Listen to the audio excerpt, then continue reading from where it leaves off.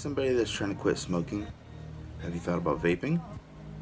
Vaping is something that sort of became a phenomenon in the last 10 years, with the financial industry growing, the amount of users growing, and the amount of people switching to vaping from cigarettes growing.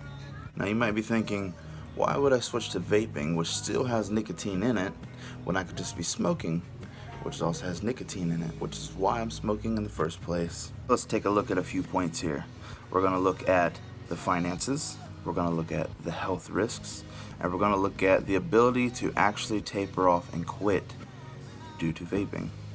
We look at this as a standpoint from 365 days a year. $5 a pack is $1,825 versus vaping.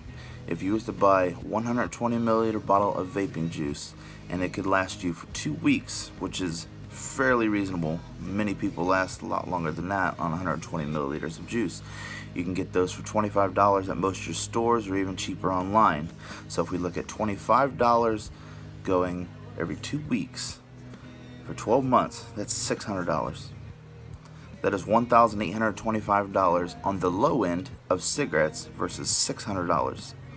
$600 versus $1,825. That is $100 a month you could save. That's on the low end of cigarettes, on the lower end of smoking, the lower cost, and only a pack a day.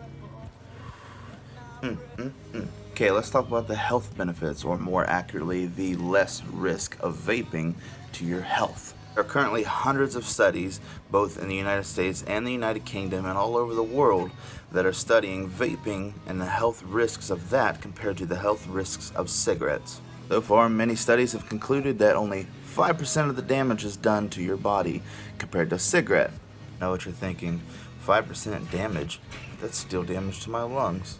Why would I switch to vaping when I'm trying to quit smoking? This leads me to my next point. I'm not sure about your experience, but in my experience, when I was trying to quit smoking cold turkey or trying to slow myself down, it seemed almost impossible. And you might be like I was. The thing about vaping is that you can lower the nicotine in the e-juice liquid that you're actually vaping from. It means that you can actually get e-liquid juice with lower nicotine in it in increments of weeks or months or however long it takes you to find the will to do it. You just have nicotine lowered. Basically what you're doing is weaning yourself off of nicotine. What? That's right, many people drop their nicotine all the way to 0% nicotine. What this means is that you can actually kick the nicotine out of your system. And all you gotta do is break the habit. So there are 3 points that can help you decide if you would rather switch to vaping and save maybe your money and yourself, or to continue to smoke. So on a side note, the industry is growing as a business. In 2008, it was a $200 million industry. In 2017, it was a $2 billion industry. And this year, it is projected to be a $10 billion industry.